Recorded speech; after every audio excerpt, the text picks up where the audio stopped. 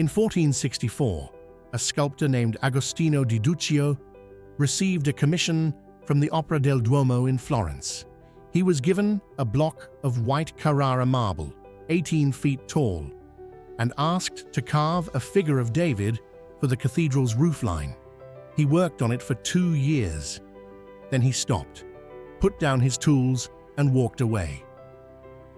The block was left standing in the cathedral workshop, half begun and apparently ruined.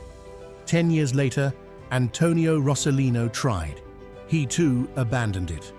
The block sat untouched for another 15 years. 25 years total, this enormous piece of marble stood doing nothing. Too damaged, too narrow, too compromised to be worth finishing. The problem was structural. Agostino had already cut into the block in ways that left the remaining marble dangerously thin in certain sections. There was reportedly a crack running through part of the stone.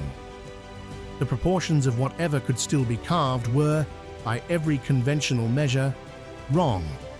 The block was considered a lost cause.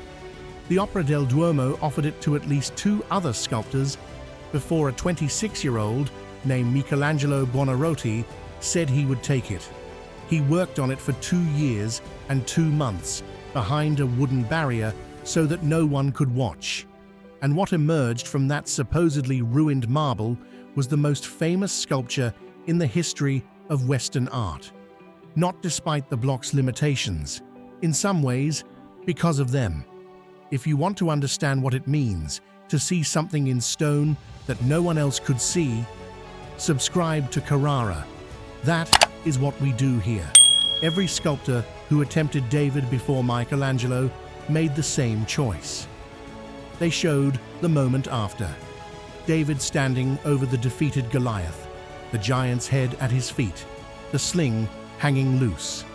Victory already achieved, danger already past. Donatello's David, cast in bronze around 1440, shows a boy standing on a severed head. Verrocchio's David, made a few decades later, does the same. The tradition was clear. David is the hero. Show the hero after his heroism. Michelangelo chose the moment before, not the victory, the decision. The figure we see is tense in a way that finished victories never are. The neck muscles are pulled tight. The right hand is slightly enlarged, oversized, in a way that is not anatomical accident, but deliberate emphasis, the hand that will hold the stone, the instrument of what is about to happen. The left hand holds the sling loosely over the shoulder, the weapon so casual it is almost invisible. And the face is the thing. The eyes are not at rest. The brow is contracted. There is something in the expression that does not read as confidence or heroism.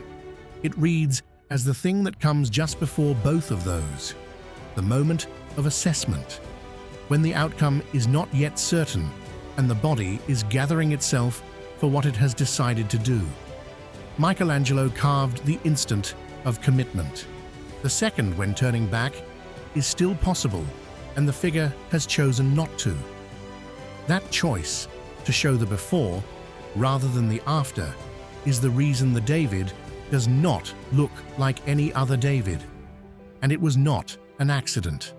There is something wrong with David's eyes. Not technically wrong, deliberately wrong. And it took art historians a surprisingly long time to agree on what Michelangelo was doing. If you stand directly in front of the David and look at his face, you will notice that his eyes are not aligned. The left eye looks straight ahead, at you, at the viewer, at the space in front of the sculpture. The right eye looks to the left, following the direction of the gaze toward the unseen Goliath. 2 eyes, 2 directions, 1 face. The conventional explanation is that this was a compensation technique, that Michelangelo designed the eyes for a roofline viewpoint, so the misalignment would resolve from the intended distance. There is truth to this, but from below, the divergence does not fully resolve. it is still readable. Some scholars have argued this was not compensation, but intention, that Michelangelo built into the face a simultaneous awareness, one eye on the enemy, one eye on us, the figure present in two realities at once, the world of the story, where Goliath stands in the distance, and the world of the viewer, where we stand in Florence feeling inexplicably that we are being watched by someone who is also watching something else. Whether that was the plan or a consequence of the roofline compensation, the effect is the same. The David looks at you and through you simultaneously, and you feel it before you understand why. In January of 1504, a committee of the most significant artists in Florence gathered to decide where to place the finished David.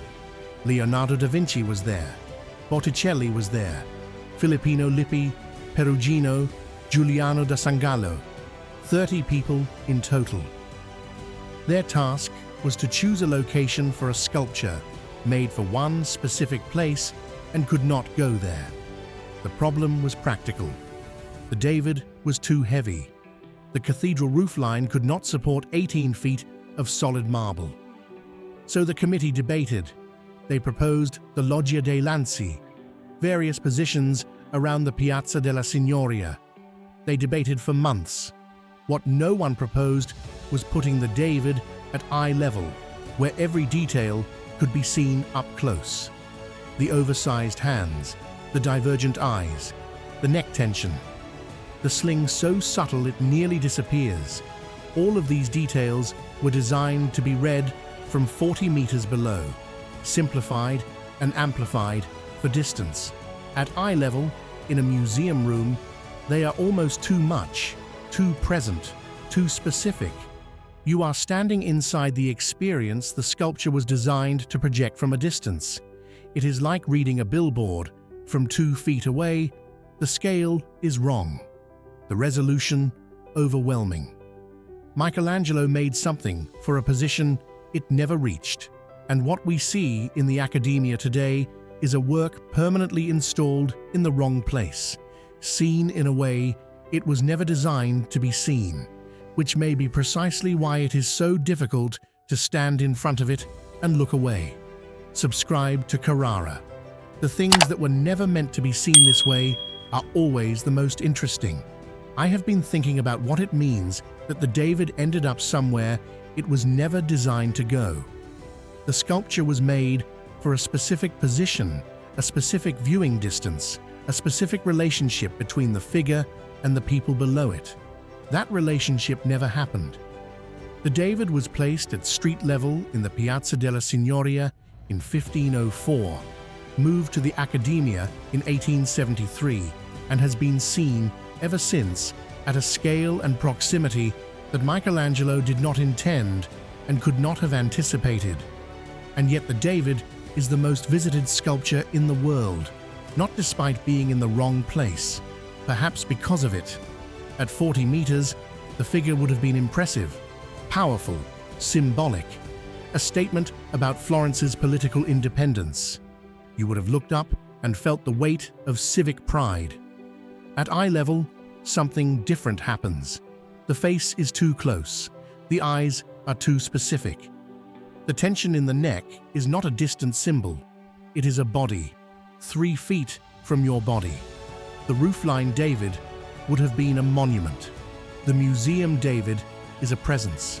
What Michelangelo carved into that supposedly ruined block was detailed enough to survive the wrong context and still arrive. The oversized hand that was meant to read from below reads differently at eye level, not as a compositional device, but as something almost threatening in its specificity. The divergent eyes that were meant to resolve from distance do not fully resolve up close. And that failure of resolution is precisely what makes the figure feel like it is aware of you. He made something for a place it never reached. What we have instead is an accident of placement that turned a monument into an encounter. That encounter has been stopping people in their tracks for 500 years.